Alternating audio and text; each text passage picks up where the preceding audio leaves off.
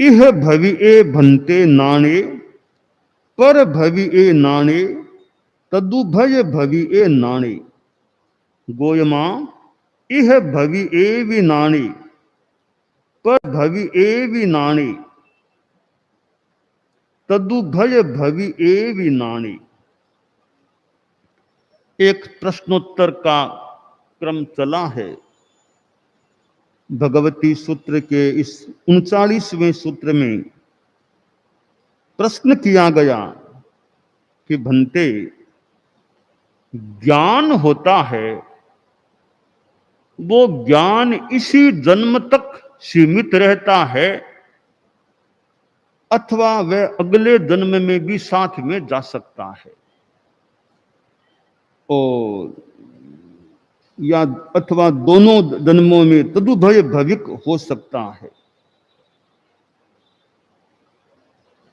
प्रश्न के उत्तर में कहा गया कि गौतम, कोई ज्ञान इस जन्म तक भी सीमित रहता है, आगे साथ में नहीं जाता।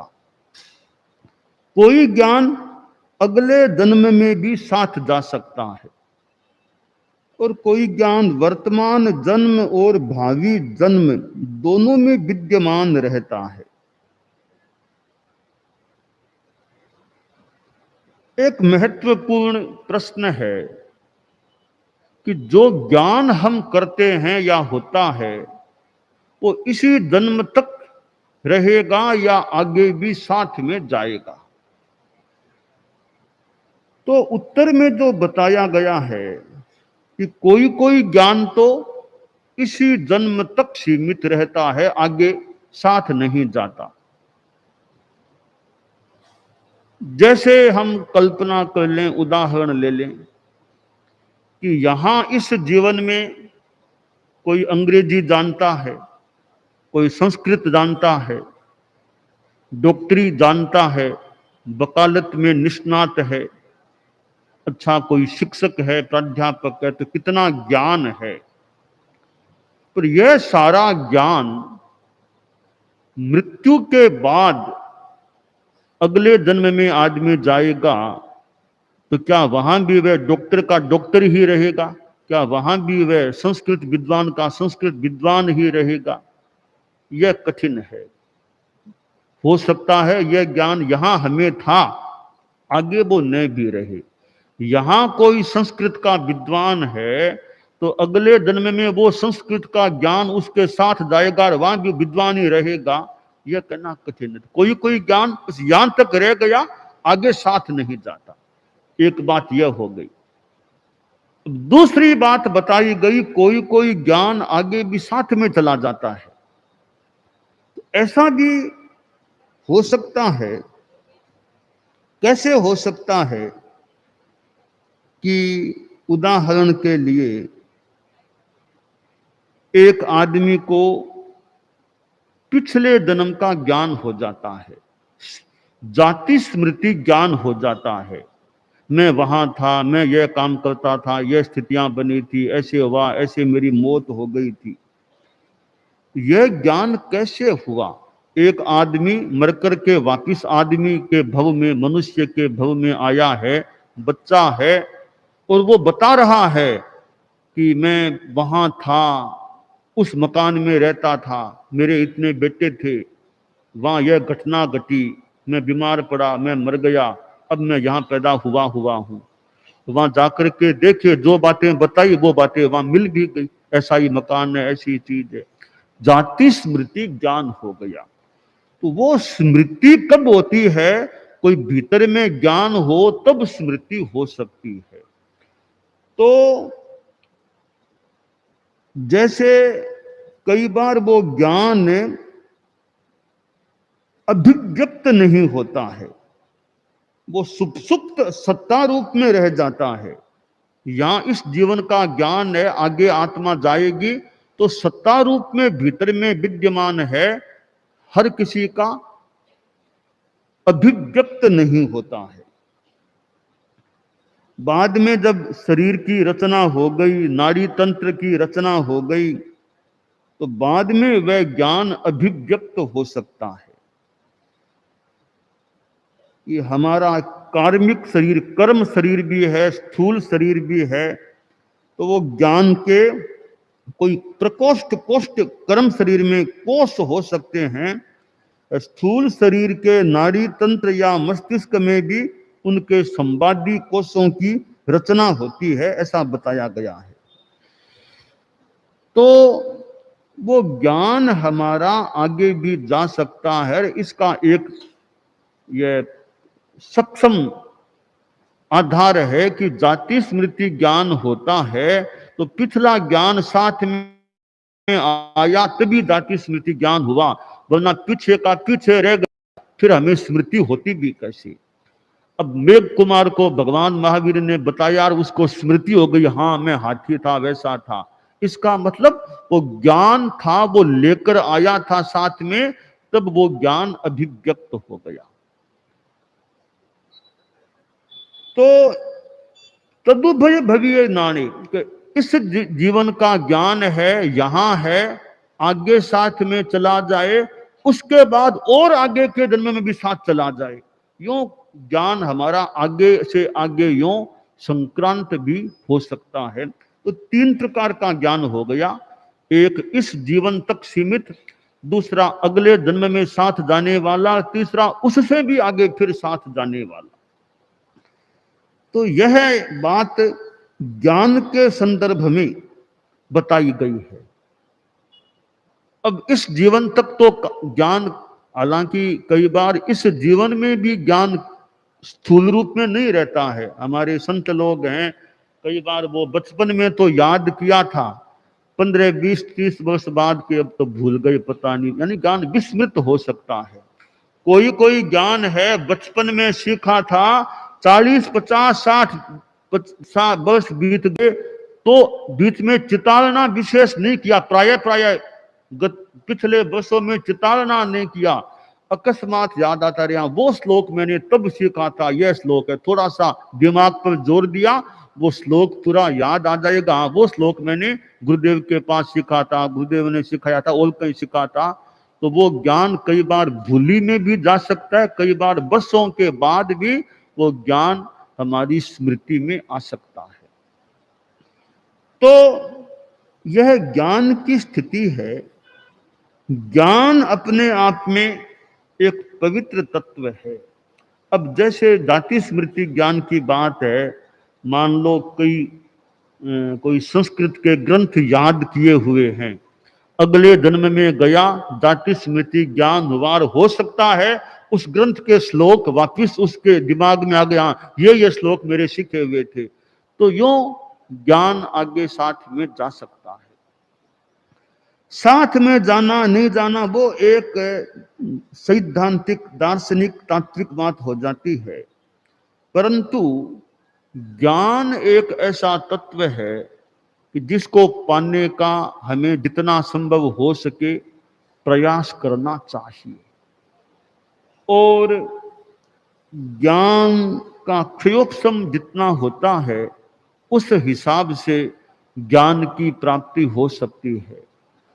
अब चतुर्मास का समय है, ज्ञान के विकास का प्रयास हो, तात्विक ज्ञान सीखें, कोई प्रेक्षा ध्यान जैसे योग विद्या की जानकारी करें, ध्यान का अभ्यास करें, तो प्रयास करने से ज्ञान का विकास भी हो सकता है, ध्यान आदि की साधना का भी विकास हो सकता है, इधर तपस्या आदि की भी बात है। तो ज्ञान का, और जब छोटी उम्र है, बहुत बड़ी उम्र नहीं है, हालांकि बड़ी उम्र आने पर भी ज्ञान का विकास का प्रयास किया जा सकता है। थोड़ी उम्र आ गई फिर भी आदमी पढ़ता रहे, मनन करता रहे, तो ज्ञान का विकास होता रह सकता है। और छोटी उम्र है, स्मृति शक्ति ठीक है, तब तो घोकना रटना करके काफी ज्ञान का विकास किया जा सकता है। अगला प्रश्न किया गया है, इह भविए भन्ते दंसने पर भविए दंसने तदुभय भविए दंसने, कि ज्ञान की बात बता दी। अब दर्शन है, सम्यक्त्व है, वह इस जन्म तक ही सीमित रहता है, क्या वो दर्शन सम्यक्त्व अगले जन्म में साथ जाता है? क्या दर्शन वर्तमान जन्म और भावी जन्म दोनों में विद्यमान रहता है? यह प्रश्न किया गया। उत्तर दिया गया, गौतम, गोयमा इह भवि एवि दंसने पर भवि एवि दंसने तदुभय भवि एवि दंसने। कि दर्शन है, सम्यक्त्व है, वो इस जन्म तक सीमित भी रह सकता है और अगले जन्म में साथ भी जा सकता है और उसके आगे भी साथ जा सकता है। अब सम्यक्त्व है, किसी ने इस जीवन में सम्यक्त्व प्राप्त की, कुछ वर्षों तक सम्यक्त्व रही, बाद में सम्यक्त्व चली गई, प्रकाश चला गया, वापिस मिथ्यात्व बन गया, ऐसा भी हो सकता है। कोई कोई सम्यक्त्व इस जीवन के बाद अगले जन्म में भी साथ जा सकती है। इसका उदाहरण देख लें। अब किसी के जो सम्यक्त्व है, यहां भी सम्यक्त्व है, आगे देवगति में गया, सम्यक्त्व साथ में गई, वहां भी सम्यक्त्व है, और उससे भी आगे के जन्म में सम्यक्त्व रह सकती है। कैसे? एक उदाहरण है, कोई क्षायिक सम्यक्त्व है, जैसे तीर्थंकर नामकर्म का बंधन कर लिया, क्षायिक सम्यक्त्व है, वो तो वापस कभी जाने वाली है नहीं। तो जैसे मान लें राजा श्रेणिक का जीव, अब उसने तीर्थंकर नाम प्रकृति का बंध कर लिया, तो श्रेणिक था तब सम्यक्त्व, वर्तमान में नरक में है, सम्यक्त्व साथ में गई तो सम्यक्त्व, फिर मनुष्य बनेगा, फिर सम्यक्त्व आगे साथ जाएगी, फिर सम्यक्त्व, तीनों जन्मों में वह सम्यक्त्व रह पाएगा। तो सम्यक्त्व इस जीवन, कोई कोई है यहां सम्यक्त्व रहा, यहीं वापिस सम्यक्त्व चली गई, मिथ्यात्व बन गया, आगे जाएगा तो मिथ्यात्व रूप में जाएगा, सम्यक्त्व नहीं रहेगा। तो दर्शन है वह यहां तक भी सीमित रह सकता है, अगले जन्म में साथ भी जा सकता है और अगले से अगले आगे भी वो साथ में जा सकता है। तो ज्ञान और दर्शन हैं, वे तो आगे भी साथ में जा सकते हैं। अगला प्रश्न, अगले जो प्रश्न किए गए हैं वो थोड़े उनके उत्तर अलग हैं। तीसरा प्रश्न किया गया, इह भविए बनते चरित्ते पर भविए चरित्ते तदुभय भविए चरित्ते। कि भगवान बनते चारित्र है, वह इस जन्म तक सीमित है, आगे भी साथ में जाता है और तदुभय भविक भी होता है चारित्र।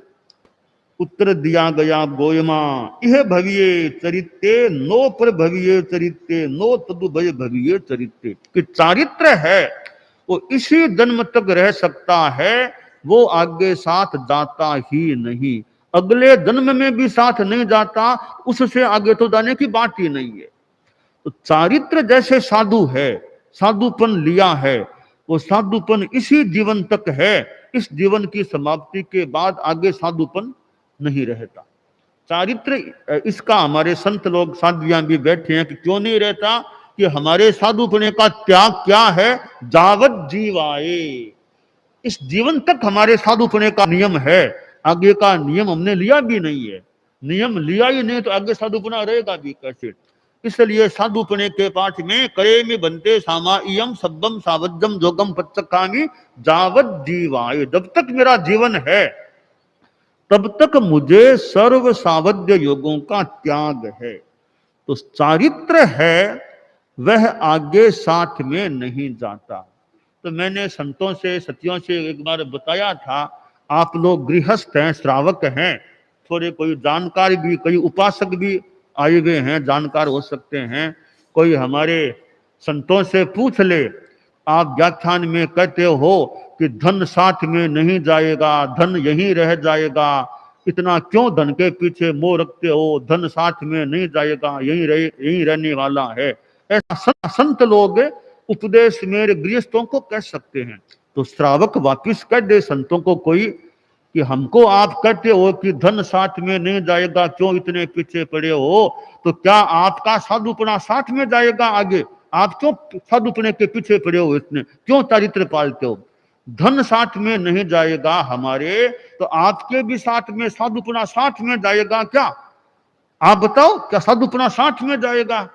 तो कोई जानकार संत कह देंगे भी साधुपना साथ में तो नहीं जाएगा, तो हमारे धन साथ में नहीं जाएगा, आपके साधुपना साथ में नहीं जाएगा, आप में हमारे में क्या फर्क पड़ा? हम भी धन के पीछे न रहे तो आप भी साधुपने के पीछे क्यों रहते हो? साधुपना साथ तो जानने वाला है नहीं, क्यों साधुपना पालते हो? साधु को कोई कह दे तो वापिस साधु क्या कहे, तो वापिस क्या कहना चाहिए उसका उत्तर मैं बता रहा हूं। साधु को वापिस क्या कहना चाहिए? साधु वापिस यह कहे कि श्रावक जी देखो, आप लोग गृहस्थ हैं, आप में मान लो कोई व्यापार करने के लिए दूर शहर में गया, उसने 12 वर्षों तक के लिए एक दुकान किराए पर ली, 12 वर्षों के लिए दुकान में व्यापार किया, अच्छी कमाई हो गई और फिर वह अपने गांव लौट गया। तो साधु पूछे कि श्रावक जी यह बताओ, जिस दुकान को उसने 12 वर्षों तक के लिए किराए पर लिया था, वो दुकान उसके गांव साथ में आई है क्या?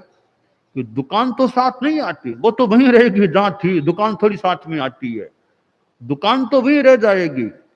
तो साथ में क्या जाएगा? वो कमाई जो थी वो साथ में जाती है, वो कमाई तो आपके साथ में जाती है ना, अपने गांव में पैसा तो साथ में जाएगा ना आपके गांव में। तो जैसे पैसा साथ जाता है, दुकान साथ नहीं जाती, इसी तरह हमारे साधुपने की दुकान तो साथ नहीं जाएगी, साधुपना तो नहीं जाएगा। तो साधुपने के काल में जो कमाई करेंगे संयम की, निर्जरा की, उसका जो लाभ है वो हमारे साथ आगे जाएगा। इसलिए हम साधुपना पालते हैं, उसकी सुरक्षा करने का प्रयास करते हैं और नियम पालते हैं। तो धन साथ में नहीं जाएगा, उसका तो कुछ भी साथ नहीं जाएगा, यही का यही रह जाएगा। तो साधुपने की कमाई तो हमारे साथ में जाएगी ना, इसलिए आप लोग धन का मोह मत करो, हमको तो साधुपने का ध्यान रखना ही चाहिए ताकि वो कमाई हमारी आगे अच्छे रूप में, अच्छी मात्रा में साथ में जा सके। तो यहां प्रश्न किया गया है चारित्र के बारे में कि चारित्र है वो इसी जन्म तक के लिए होता है, अगले जन्म में साधुपन या चारित्र साथ में नहीं जाता। तो न अगले जन्म में साथ, अगले में नहीं, और आगे तो बात ही खत्म हो जाती है। हाँ, साधुपना नए सिरे से फिर लिया जा सकता है। उदाहरण के लिए यहां कोई साधु है, साधुपना पाला, जीवन कभी समाप्त हो गया, देवगति में चला गया, वहां से वापिस वह मनुष्य के रूप में जन्म लेता है, वहां फिर वापिस साधुपना लेकर चारित्र पाल सकता है और आगे गति कर सकता है। तो साधुपना यह तो साथ में नहीं जाता, नए सिरे से चारित्र आगे मनुष्य जन्म में वापिस प्राप्त किया जा सकता है। तो ज्ञान दर्शन है वे तो अगले जन्म में साथ में जा सकते हैं, पर चारित्र बिल्कुल भी आगे साथ में नहीं जाता। यह शास्त्र में एक विशेष बात बताई है कि चारित्र अलग प्रकार की चीज है और ज्ञान दर्शन अलग प्रकार की चीज है। इसी प्रकार अगला प्रश्न किया गया, इह भगिये तवे पर भगिये तवे तदुभय भगिये तवे, गोयमा इह भगिये तवे नो पर भगिये तवे नो तदुभय भगिये तवे। कि तप है वो इस जीवन तक ही रहता है या आगे भी साथ में जा सकता है? गौतम, तपस्या इस जन्म तक ही सीमित रहती है, वो आगे अगले जन्म में साथ नहीं जाती। कैसे? आपने 28 की मान लो, 28 यहीं तक रहेगी, 28 आपके साथ में, 28 का तप है वो तप साथ में नहीं जाएगा, तप का फल तो साथ में जा सकता है, तपस्या साथ में नहीं जाती है। पांचवां प्रश्न किया, इह भविए बनते संजमे कर भविए संजमे तदुभय भविए संजमे, गोयमा इह भविए संजमे नो पर भविए संजमे नो तदुभय भविए संजमे। संयम होता है वो इसी जन्म तक सीमित रहता है या आगे भी साथ में जाता है? गौतम, संयम इस जन्म तक ही सीमित रहता है, वो आगे साथ नहीं जाता है। जैसे चारित्र साथ नहीं जाता, संयम भी साथ नहीं जाता है। तो ये 5 प्रश्न भगवती सूत्र में ये किए गए हैं, इनके उत्तर भी गौतम को दिए गए हैं कि ज्ञान दर्शन तो आगे भी साथ में जा सकते हैं, चारित्र, तप और संयम है, वे आगे साथ में नहीं जा सकते। इसलिए यहां जितनी आराधना करना कर लो, आगे फिर वो साथ में नहीं जाने वाले होते हैं। दानान सेठम अभयपयाणम सच्चेषु या अणवज्जं वयन्ति तवेषु या उत्तम बम्भचेरम लोगुत्तमे समणे नाय पुत्ते।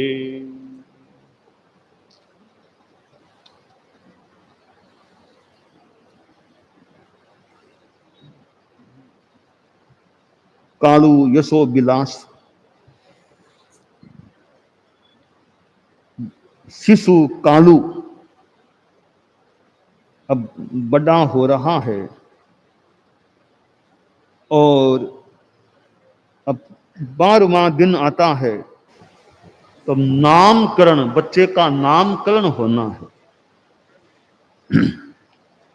सुनो सुनो रे सयान गुरु चरित खरो, चरित खरो निज दुरित हरो, भाव सरित तरो।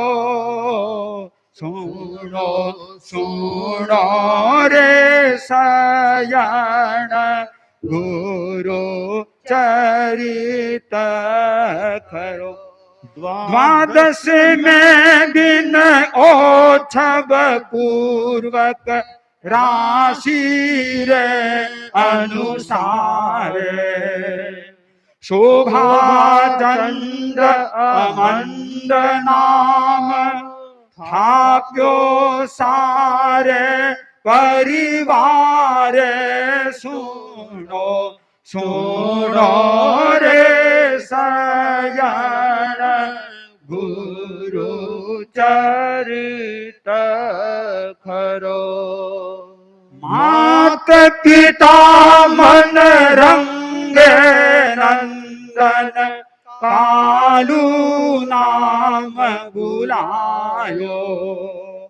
हाथों हाथ संचारी सुतने, हाथों हाथ संचारी सुतने, हंस हंस कर हुलरायो। सुनो सुनो रे सयान गुरु चरित खरो। नामकरण की बात आई कि क्या नाम दिया जाए, तो राशि के अनुसार बालक शिशु का नाम रखा गया शोभाचंद। शोभाचंद नाम रखा गया, परंतु लगता है कि शोभाचंद नाम का भाग्य नहीं था कि वह नाम प्रख्यात हो सके बालक का। शोभाचंद शब्द का या नाम का यो भाग्य नहीं रहा होगा काल्पनिक रूप में कि वो नाम आगे ज्यादा लंबे काल तक रह सके। हुआ ऐसा, वैसे राशि के हिसाब से नाम शोभाचंद रखा गया, परंतु शिशु को माता पिता खुश मन से कालू नाम से पुकारते, कालू कालू कालू। तो प्रश्न है भी कालू नाम से क्यों पुकारते? शोभाचंद नाम दिया गया था, तो कालू नाम क्यों काम में लिया गया? इस बताया गया है कि काला भैरव की मान्यता, इनके परिवार में काला भैरव की कोई मान्यता रही होगी, तो वो काला भैरव की मान्यता होने से वो कालू कालू नाम से पुकारने लगे। और काला भैरव की विशेष मान्यता थी, तो माता पिता ने पुकारना शुरू कर दिया कालू नाम से। और यह भी एक बात है कि बच्चे का जन्म हुयो बहुत वर्षा की प्रतीक्षा के बाद में हुयो, बहुत प्रतीक्षा के बाद में हुयो। तो संतान की सुरक्षा की दृष्टि से भी इष्ट देवता के आधार पर वो नाम राखनो ज्यादा निरापद मान्यो गयो। उसी कालू नाम ज्यादा निरापद है।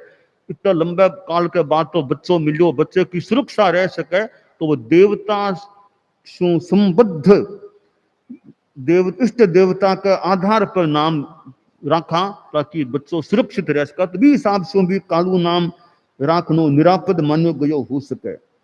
तीसरी बात एक और है कि कालूगणी बचपन में श्याम वर्ण का, थोड़ा काला श्याम वर्ण का हा यहाँ, तो श्याम वर्ण का होने से भी कालू कालो कालो कालू कालू कालू कालू कहने लग गया हुए, वो भी हो सकेगा।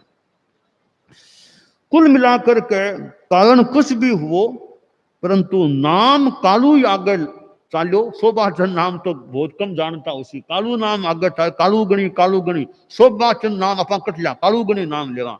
तो कालू नाम को मानो सौभाग्य हो तो वो नाम यहाँ के लिए महापुरुष के सागर जुड़ो और वो नाम आगे बढ़ो। तो नामकरण हो गयो, माता पिता को लाड प्यार प्राप्त हो रही है, परंतु कई बार सुख में भी फिर बीच में दुख भी आ जावे जीवन के मायने। आदमी सोचे सुख ही सुख रहसी, तो भी पतो को नहीं सुख हमेशा रहसी, बीच में दुख भी कहीं आ जावे। छोगा जी यहाँ बड़ा खुश होया कि मारे बेटो हो गयो, बेटे ने बस लाडलो हो गयो, नानूड़ो हो गयो, बहुत खुश होया। पर खुशी खुशी में कई बार फिर दुखरा बादल भी आ सके। अब दुखरा बादल फिर आ जावे, दुख आ जावे है, वो दुख क्या आवे।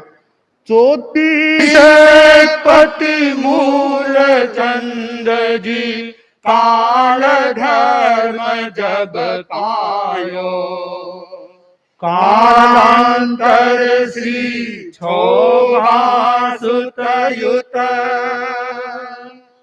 कालांतर श्री क्षोभा सुतयुत पीहर वास बसायो। सुनो सुनो रे सयान गुरु चरित खरो।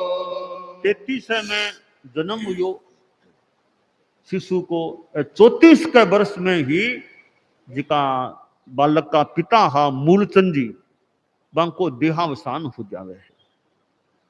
तो छोगा जी के सामने भयंकर आपदा आ गई, छोटी उम्र और पति को वियोग हो गयो।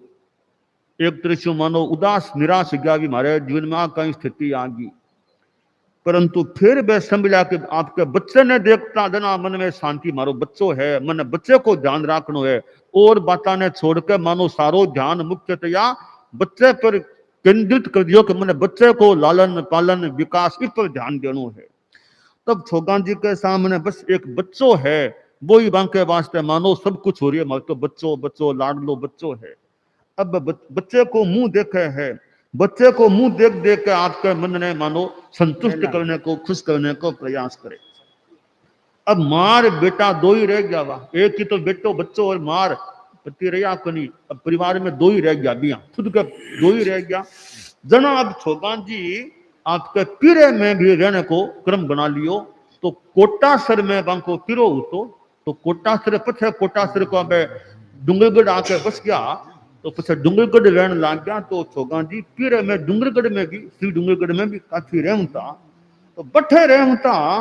तो डूंगरगढ़ में संत सत्या को जोग मिल जाऊं, तो साधु साधियों को बठे योग मिलतो, और वे साधु सत्या के बठे जानता, बच्चे ने भी सागर जाने को यो मौको मिल जाऊं तो उपदेश सुनता और बातें सुनता, यहाँ करता करता वैराग्य भाव पैदा होने लग गयो। मार बेटो दुनिया में वैराग्य भाव पैदा होने लग गयो। तो आपने 13 पंथ में भी मगवा गणी को यानी 38 की साल में तक तो दयाचार्य को युग हो, 38 की साल 38 विक्रम संवत 1938 में भादवाबदी बारस ने दयाचार्य को महाप्रयाण हो गयो जयपुर में। पछे मगवागणी आचार्य पद पर विराजमान हुआ। अब मगवागणी अपने धर्म संग्रह भी आचार्य हाँ विचरता हा, तो मगवागणी को व्रतारो चालतो, इन साधु साधियों को आनो भी हो जाऊं तो मगवागणी सरदार शहर पधाया। विक्रम संमत 41 को चतुर्मास परम पूज्य मगवागणी सरदार शहर में करियो। तो श्री डूंगरगढ़ सरदार शहर से बहुत दूर को नहीं खनी है। तो छोगा जी रे बेटों ने लेकर गुरुदेव की सेवा में गया। तो अब गुरुदेव को सानिध्य प्राप्त हो गयो और गुरुदेव को वो शांत सौम्य बदनार विंद हो। सरदार शहर में अठिने माँ सती गुलाबां जी आदि साधियां को भी योग। तो अठिने माता मासी सुता अब छोगान जी कालू और छोगान जी की भाणजी मासी की बेटी कान कंवर जी आ ए सब सरदार शहर में बैठे सेवा करे गुरुदेव की। तो गुरुदेव ने वंदना करे है। गुरुदेव ने कालू देखो हो कितना अच्छा गुरुदेव है। गुरुदेव भी देखो बच्चे ने कि भी बच्चों अच्छो बच्चो लागे या कालू बच्चो अच्छो लागे। तो परंतु अब दीक्षा की तो हाल ताई कड़प आयो को नहीं, थोड़ी उम्र कम ही बच्चे की। तो दीक्षा की तो बात हो को नहीं सकती। तो पछे पाछा डूंगरगढ़ आ जावे छोगा जी रे वो कालू आदि। ने गुरुदेव आपको बिहार करा रिया है। तो गुरुदेव सरदार शहर को चौमासो संपन्न हो गयो ना। मगवागणी मोमासर राजल देसर रतनगढ़ फिर लाडनू पधारे है। लाडनू में मर्यादा महोत्सव मगवागणी करे है। और पछे गुरुदेव मारवाड़ आगे पधार जावे। परंतु मगवागणी के मन में भी का टाबर वो बैरागी भाव अच्छो टाबर है। इन माँ भी आई। तो साधु साधिया ने भेजता रहता भी साधु साधिया डूंगरगढ़ में रहता छोगान जी कालू साधु साधिया सिंगाड़ा जावे या छापर में होता तो छापर में भेजता बैठे जाओ बच्चे ने संभालो सिखाओ करो तैयार करो। तो मगवागणी ध्यान रखता कि माँ बेटा जठे भी हुए श्री डूंगरगढ़ में हुए तो बठे सिंगाड़ा छापर में रहे तो अठे सिंगाड़ो कोई रहे बच्चा उन्हें सिखाने को अच्छो काम वो करे। तो यहाँ अब मगवागणी भी मान लो आपको एक तो जिम्मो ले लियो कि माने तैयार करके अच्छा तैयार करना आने दीक्षा देनी है। तो अब 42 को चौमासो मगवागणी जोधपुर में करावे है। बीटेम गुलाबां जी मास्टर जी जिका मुखिया मगवागणी का बैन बिहार मुखिया शादी प्रमुख आवे दिया मुखिया बांको काल धर्म प्राप्ति को क्रम बन जावे। बांको प्रयाण महाप्रयाण हो जावे। मगवागणी की बहन हा बाने 100 बार बधाई आगला आपको संयम जीवन निभा के काम सिद्ध कर लिए। अब बेटो को निरया। अब माघ महोत्सव फिर गुरुदेव मगवागणी जोजावर करके फिर यो मेवाड़ में पधारे है और उदयपुर में चौमासो करावे है। फिर दौलतगढ़ में मेवाड़ में मर्यादा महोत्सव करावे। पाछा फिर लाडनू पधार जावे। अब लाडनू फिर नेड़ा पधार गया गुरुदेव। अब तो डूंगरगढ़ छापर तो खने ही है। अब फिर माँ बेटो लाडनू जावे गुरुदेव खने। बार बार अर्ज करे गुरुदेव अब तो कृपा कराओ माने दीक्षा को हुक्म दिलाओ। तो अर्ज करे है तो कह ठीक है दर्शन तो हो गया। अब देखो दीक्षा कद कहीं हुए। इन्हें मगवागणी आनंद राम जी स्वामी ने भेजे कि थे जाओ ताकि बच्चे ने चर्चा बोल हमको सीखना अच्छा हो सके। तो इन्हें मगवागणी हाँ लाडनू सु प्यार करके फिर विद्यासर चौमासो करावे। 44 की साल को चौमासो विद्यासर करावे। अब हमें पक्की भावना कालू में माँ में मानव दीक्षा लेनी ही लेनी है। अब परिवार सहित पक्की धार करके अब विद्यासर आवे दीक्षा की अर्ज हुए ना मगवागणी कृपा करावे है।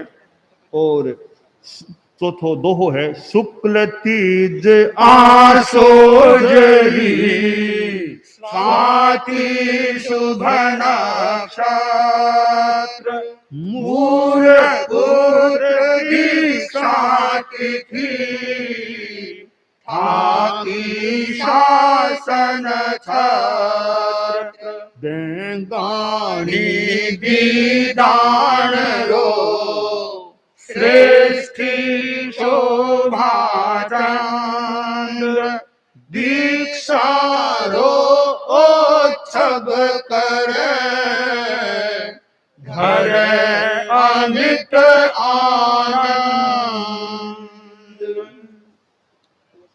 अब परम पूज्य मगवा गणी दीक्षा की तिथि की घोषणा करा दिलावे है कि आसोद शुद्धि तीज ने दीक्षा देने का भाव है।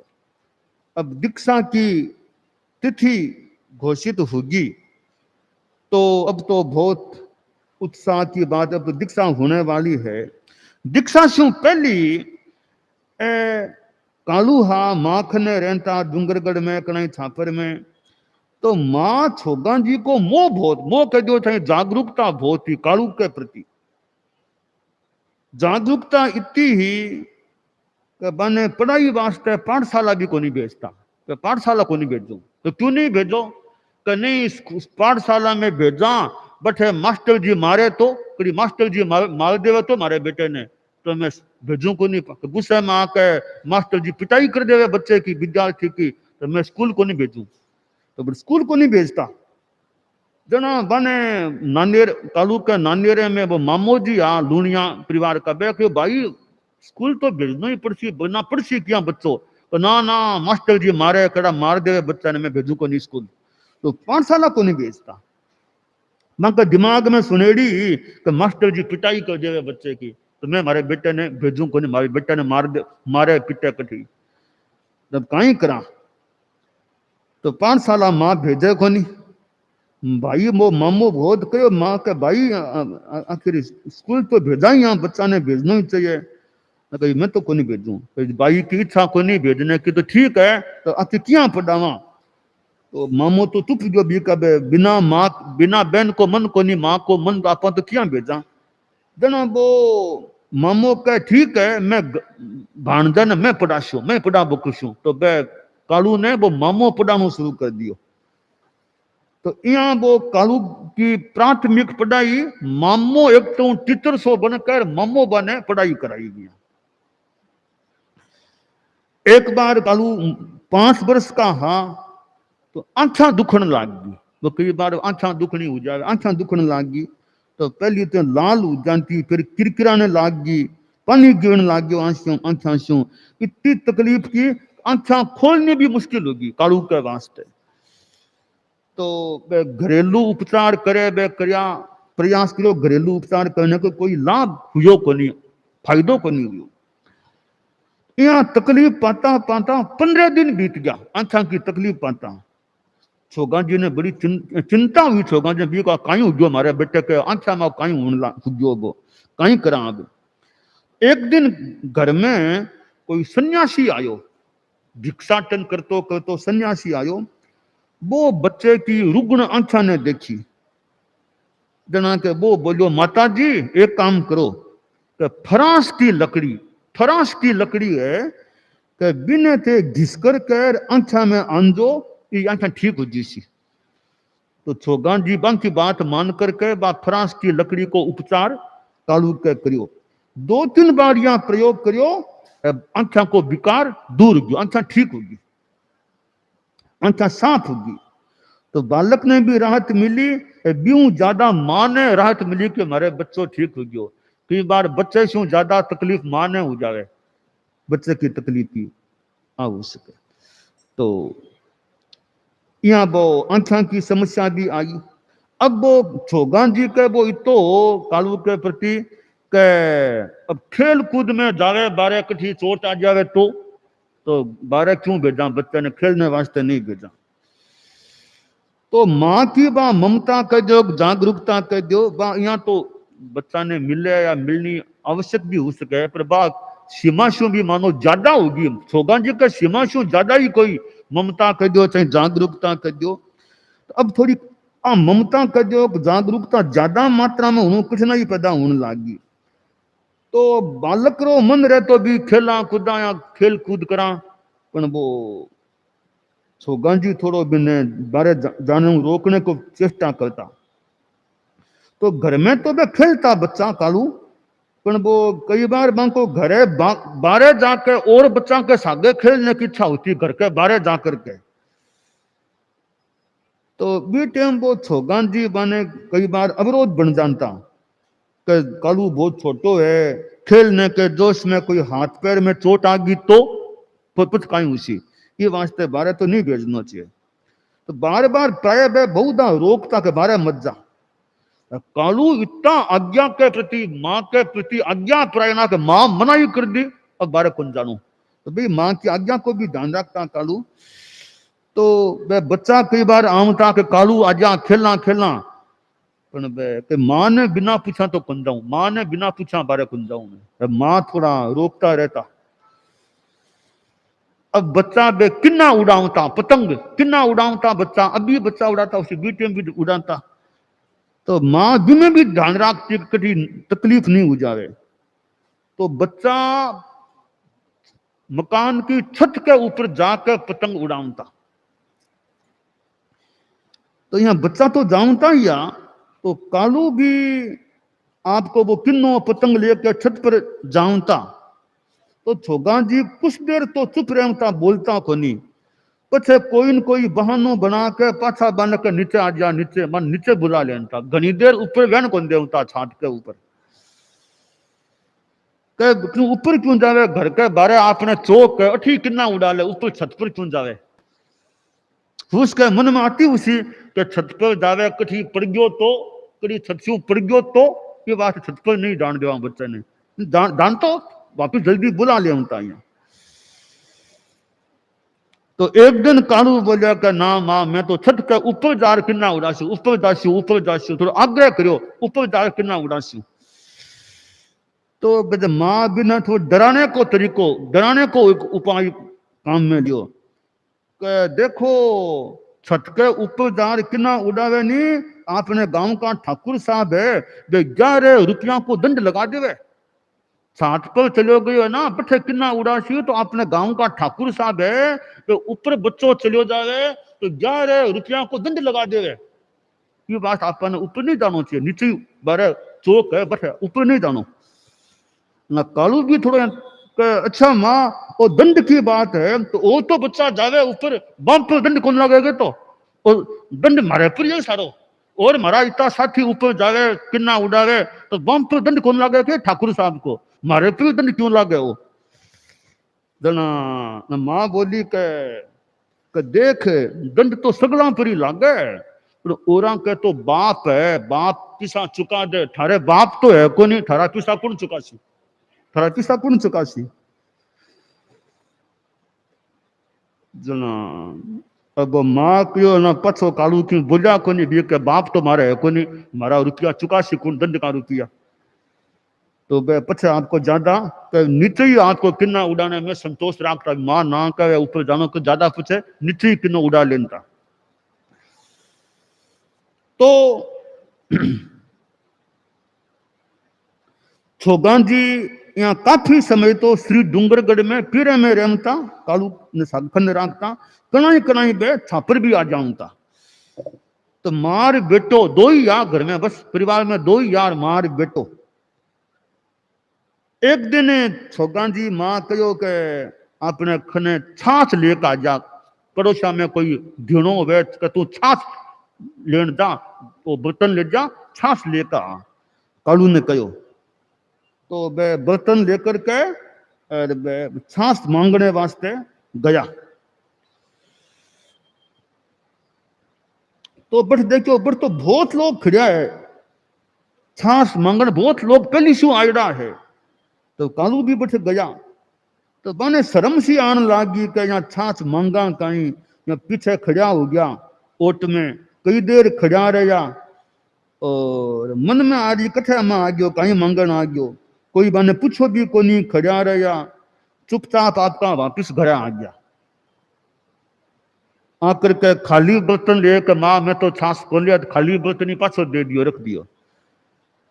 पछे वो बर्तन रखता यहाँ बोलिया के माँ आइंदा मने छाछ मांगना मत भेजा, हूँ मांगी जो को नहीं, ओ कोई शू मांगनो पड़े ओ मारे मन के अनुकूल को नहीं, तो मने आइंदा कभी माँ भेजी ना तू छाछ मांगने के वास्ते।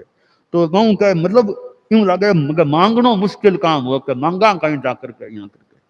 तो यहाँ बचपन का बांका कुछ संस्मरण है। अब आंकी दीक्षा की भावना प्रबल होगी और सत्या को भी मौको मिलो, बने साधी मीरगांधी बांको चौमासो श्री डूंगरगढ़ में हुयो 41 की साल को। छोगांधी बैठे यहाँ पीरे में यहाँ सत्यांग के संपर्क में आनो यो धार्मिक भावना में प्रवाह भी आयो। तो यहाँ साध यहाँ संतां को प्रवास हुए है वो कया के वास्ते तो बहुत लाभदायी सिद्ध हो सके है। तो यहाँ साधु साधियों को संपर्क हुयो, वैराग्य भाव भी पक्को हो गयो, मगवा गणी कृपा भी करा दी। अब थाकी आसोद सुधी तीज ने थाने दीक्षा देने का भाव है।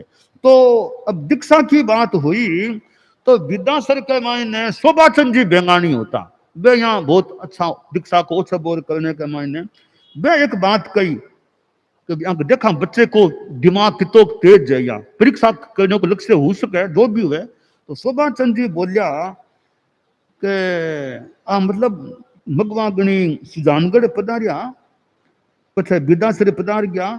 छोगान जी बठे गया विद्यासर दीक्षा की अर्ज करी तो वे छोगान जी भी यार, कालू भी यार, छोगान जी की भाणजी कान कमर जी भी यार, तीनों ही हाँ। तो बच्चों तो कालू हो तो वे शोभाचंद जी बेंगानी बठे का वरिष्ठ श्रावक का भी जमाने का विद्यासर का। तो मानो बुद्धि कौशल कियांकलो है बच्चे में परीक्षा करने वास्ते। शोभाचंद जी बोलिया कि देखो थारी दीक्षा की इच्छा भावना तो है, एक बात है दीक्षा के वास्ते पारिवारिक लोगों की आज्ञा लेनी पड़े, बिना आज्ञा गुरुदेव दीक्षा देवे को नहीं। तो तने थारे परिवार के लोगों की आज्ञा मिल जासी के परिवार के लोगों की। बच्चों कालू जवाब देवे कैसा सेठा जो भी बोलिया से आज्ञा की बात है, मारी माँ मने आज्ञा दे देसी, मैं मारी माँ ने आज्ञा दे देसू और मैंने क्रिया आज्ञा चाहिए माने, मैं दो यार मारे बेटा। तो माँ की दीक्षा की भावना है तो मैं बाको बेटो हूं तो मैं बेटो बन आज्ञा दे देसू। तो मारी भावना है तो मारी माँ मन आज्ञा दे देसी, तो माँ बेटो वे आपस में एक दूसरे ने आज्ञा दे देसा, फिर कहीं और माने क्रिया आज्ञा चाहिए। मैं तो दो ही यहाँ घर में और माने क्रिया आज्ञा चाहिए। तो बेझिझक शोभाचंद जी ने कालू उत्तर दे दियो। शोभाचंद जी बहुत अत्यंत प्रभावित हुआ। तो त्वरित उत्तर बच्चों या एकदम साफ अच्छा उत्तर त्वरित रूप में शीघ्र उत्तर दे दियो है। अच्छा बुद्धिमान बच्चों है कि लागे बालक है तो होनहार कोई। तो यहाँ कालक मतलब कालू के मायने बुद्धिमत्ता कर जा कुछ भी कर जा। परिवार में छोगा जी की जेठानी भी आ तो व्यवहार के मायने भी जेठानी की आज्ञा ले लेवा। तो बे छोगा जी जेठानी खने गया के भाभी सा की दीक्षा की भावना है तो माने थे भी माने आज्ञा दे दो, व्यवहार में अच्छो लगे बदाम की आज्ञा तो दीक्षा की आज्ञा दे दो। देना बे जेठानी यानी कालू की बढ़िया बड़ी माँ बे बोलिया के कालू ने तो मैं आज्ञा कोई भी स्थिति में को नहीं दे सकूं, मैं इन दीक्षा लेने कौन दूं। छोगान जी ने बोलिया कि बावली कठेगी तू बावली है गे, मारे देवर के घर ने तू उजाड़ सी गे, लारे बस किया चाल सी मारे देवर को। कालू दीक्षा ले सी मारे देवर को बस किया चाल सी, तू तो बावली है तो कालू ने दीक्षा कौन लेने देवा। तो वे यहाँ ना सी कहने लग गया। अब जेठानी कठोर का ना कालू ने दीक्षा कौन देवा, मारे देवर को घर किया आगे चाल सी, परिवार किया चाल सी। छोगान जी देखिए तो मुहाविष्ट आज्ञा दे नहीं रही है। तो बे पछे और प्रयास करो भी के बड़ा की आज्ञा जहां चोखो लागे। तो गोविंद राम जी न हटा कोई छापरे में उसी गोविंद राम जी नाटा पंख ने गया बाऊ मिलिया के यहाँ कला गोविंद राम जी नाटा आदि कुछ प्रमुख श्रावकां से संपर्क करियो बने कहो कि मारे जेठानी जी आज्ञा नहीं दे रही है कालू के वास्ते बने थे समझाओ आज्ञा दे देवे। तो वे प्रभावशाली श्रावक लोग वे जेठानी ने समझाने की चेष्टा करी भी कि थे क्यों ना को आगे बच्चे की इच्छा थे क्यों रोको, थे क्यों मनाही करो। जना बे बिना मन जेठानी बा यानी कालू की बड़ी माँ बिना मन से कह ठीक है मैं आज्ञा दूं मैं आज्ञा दूं मैं आज्ञा दूंगा। तो बिना मन का मैं आज्ञा दूं तो बस इतो बोल दे आज्ञा दूं तो आज्ञा दूं बोल दियो। छोगान जी को काम हो गयो। अब हमको रास्ता साफ है। अब कालू गणी विदासरे विराजे है। अब क्या उत्सव मोत्सव दीक्षा का हुए क्या माँ बेटो की सबकी माँ बेटो मासी की बेटी बहन सब क्या दीक्षा रो कम बने अगर ये बात यथा संभव आगे आ सकती।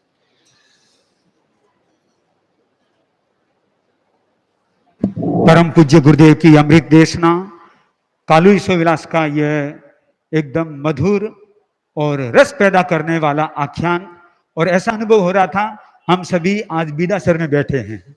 यह क्रम फिर कल परम पूज्य गुरुदेव के साथ हम जुड़ेंगे। आज उपासक शिविर प्रारंभ हुआ है, जिसकी सूचना जयंतलाल जी सुराना देंगे। पहले गुरुदेव का मंगल पाठ सुन लेते हैं। सब लोग अपने स्थान पर खड़े खड़े सुने मंगल पाठ। किसी को उपवास, बेला तेला आदि कोई प्रत्याख्यान देना हो तो धारणा के अनुसार कल सूर्योदय तक तीनों आहारों का त्याग है। अरहंता मंगलम, सिद्धा मंगलम, साहु मंगलम, केवली पन्नतो धम्मो मंगलम। अरहंता लोगुत्तमा, सिद्धा लोगुत्तमा, साहु लोगुत्तमा, केवली पन्नतो धम्मो लोगुत्तमो। अरहंते शरणं प्रवज्जामि, सिद्धे शरणं प्रवज्जामि, साहु शरणं प्रवज्जामि, केवली पन्नतं धम्मं शरणं प्रवज्जामि। हाँ।